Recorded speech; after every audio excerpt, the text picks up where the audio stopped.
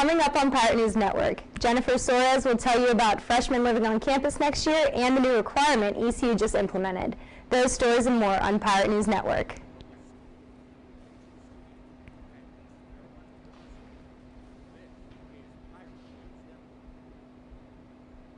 Hello, I'm Abby Way for Pirate News Network. Oil prices have spiked to the highest level in 9 months, thanks to Iran's decision to cut oil exports to Britain and France. U.S. crude for April delivery jumped nearly 2%, while Europe's crude hit the highest price in more than a year. Analysts say the jump in price isn't so much a demand issue as simply fear over a shortage. But even so, this could translate to higher costs for drivers. The current average price for a gallon of regular gasoline is up to $3.85, according to AAA. Analysts also say prices could rise as high as $5 per gallon by summer.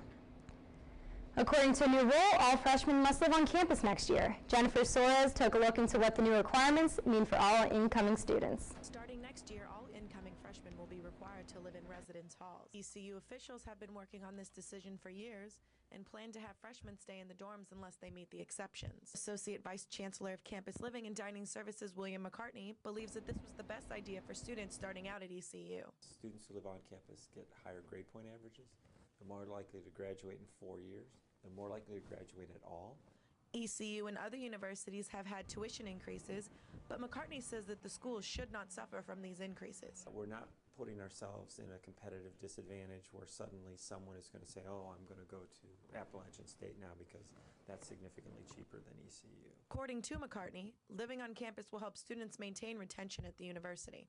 And in the 2009-2010 school year, students who lived on campus had a 5% higher chance of returning to campus their sophomore year. The only way for someone to qualify for living off campus is if they are over the age of 21, married, have a child, live within 35 miles of the school, or have served in the military. Most students, like senior English major Catherine Little, agree that this idea will be good for students to get to know other freshmen who are moving away from home for the first time.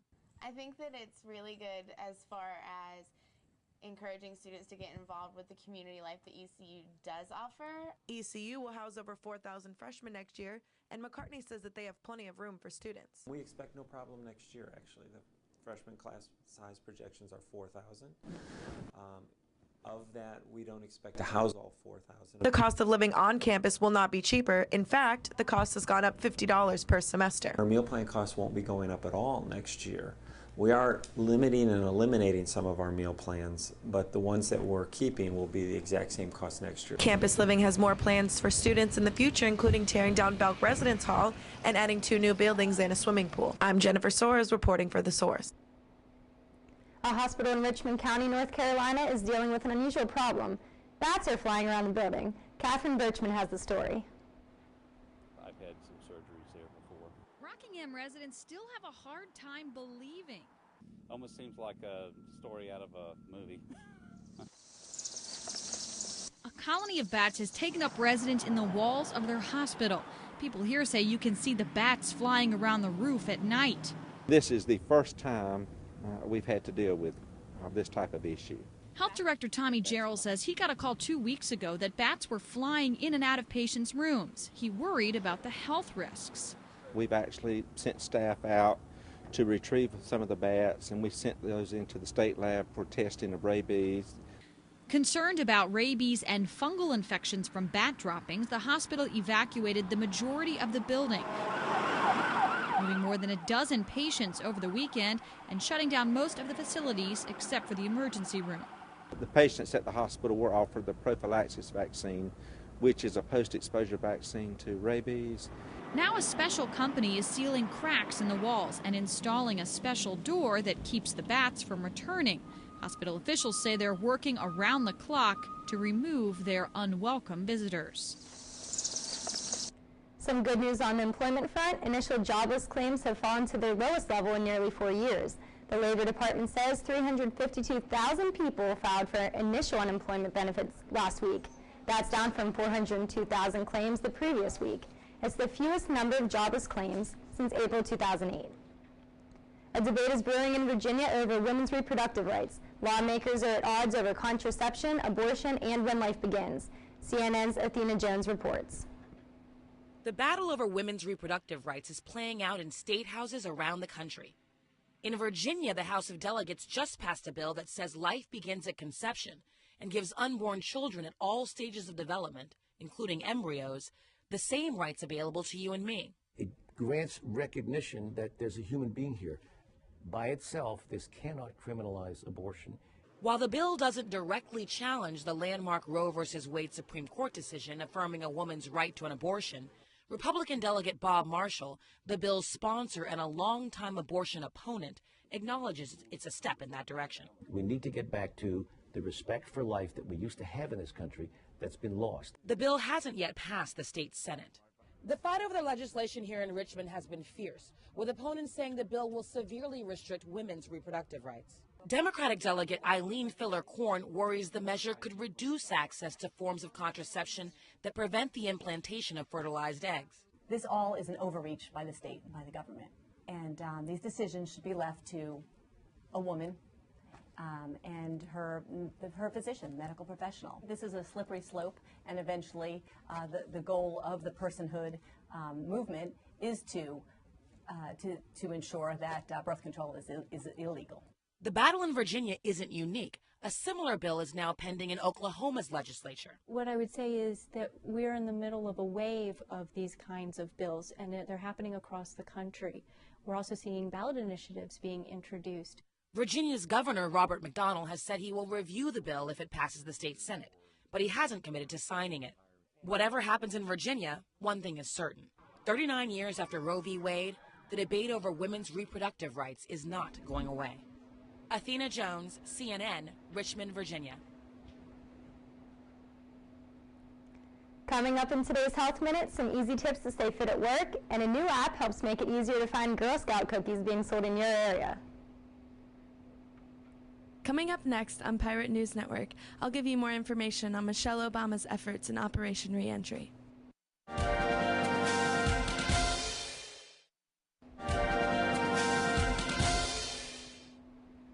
Netflix won't be coming to cable service anytime soon. It appears a Netflix deal with a major cable service is a no-go, despite a report that Netflix was talking to cable operators about adding Netflix in an on-demand format.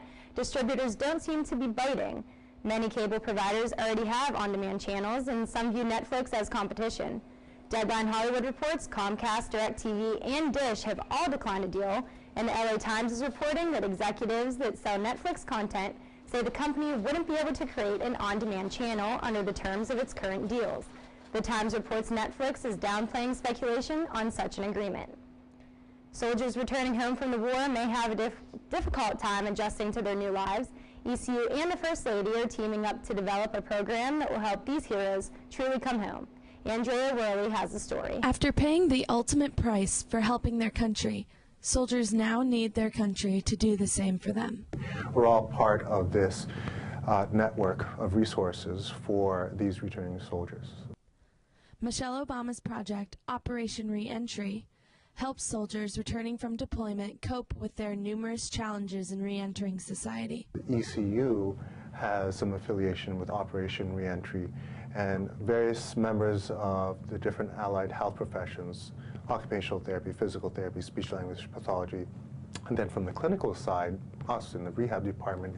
Some wounded warriors face physical disabilities like vision and balance impairment, and even loss of limbs from blast injuries. Other soldiers suffer from post-traumatic stress syndrome, substance abuse, and depression. Once you are identified, say that you identify something wrong with you or whatever your injury is, making sure that you receive the care you need not only to treat the injury that is identified, but any other injuries. This is Andrea Worley reporting for Pirate News Network.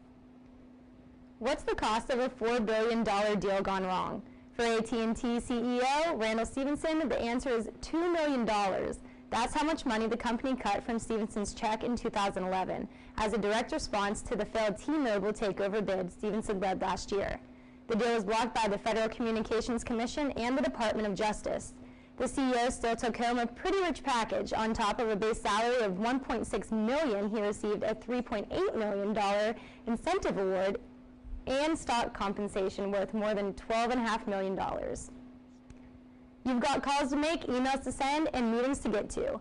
Don't forget to make an appointment with yourself to stay healthy. Susan Hendricks has more on wellness at the workplace in today's Health Minute. Tim Doxey is a regular here at lunchtime. Coming in here and working out allows you to kind of get your body going, your adrenaline going. But this is not your typical gym. Doxey is at his workplace. He also takes a 15-minute class at Georgia Power in Atlanta several days a week. Hold it. Hold it.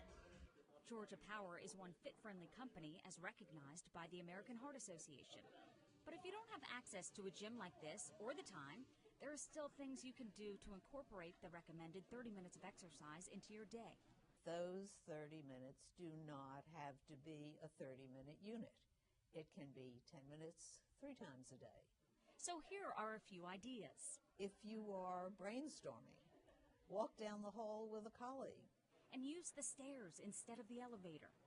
Wonderful exercise. How many times do we stand and wait for short elevator trips? When parking, look for a spot further away. And walk to the entrance. If you use public transportation getting to work, get off the bus at the stop before the one you need. Or go for a good old-fashioned walk on a break. It's simple, free, and good for your heart. For today's Health Minute, I'm Susan Hendricks. The country group Sugarland is responding to a lawsuit claiming its negligence contributed, in part, to an onstage collapse at the Indiana State Fair last August. 7 people were killed and more than 40 were hurt. In court documents, Sugarland says the collapse was caused by a wind gust of unprecedented intensity and was, quote, a true accident or act of God. The band also said it had nothing to do with the construction of the venue. However, in an affidavit, the fair executive director says she tried to talk to the band into delaying the show, but the group insisted it wanted to go on. Sugarland's tour manager said no one asked the band to delay its performance. You don't have to wait for a knock at the door to get your annual Girl Scout cookie fix. A smartphone app helps find nearby cookie sales. Ashley Paredes explains. The Thin Mints, peanut butter patties, and caramel delights are the 3 biggest sellers. For the past 5 years, Mika Leinen and her mom Stacy have been involved with the Girl Scouts. Cookie season is their favorite time of the year. The most I've ever sold has been 1,400 boxes. Now with a push of a button, their cookie sales could go up. The Girl Scout Cookie Locator is a free app that you can download on your smartphone. Once downloaded, all you have to do is search by city and state or zip code to find the nearest cookie booth location. The GPS locator on your phone will bring up a map and help navigate you to where you need to go. It helps people that live in locations that the girls don't go to door to door. They can find cookies there at the different businesses. That helps them. It also helps the girls that they have a better clientele there. The pros of that, I mean, it's that way you don't have to call the office, you don't have to drive around, you don't have to wait for someone to come to you. But some people are concerned that the app could fall into the wrong hands. A lot of people think it might be dangerous, thinking because of their children, but it doesn't tell you where exactly a little girl lives or where she's selling at. When there's a booth, there's always at least 2 to 3 adults that are always there. Girl Scout troops in our area ensure us the app is secure. We're very careful on giving out anything that would hurt the girls and keep them, we want to make sure that they're safe. Girl Scout cookie booths will start popping up next Friday, January 20th, and wrap up in March. Thank you for watching Pirate News Network. I'm Abby Ray.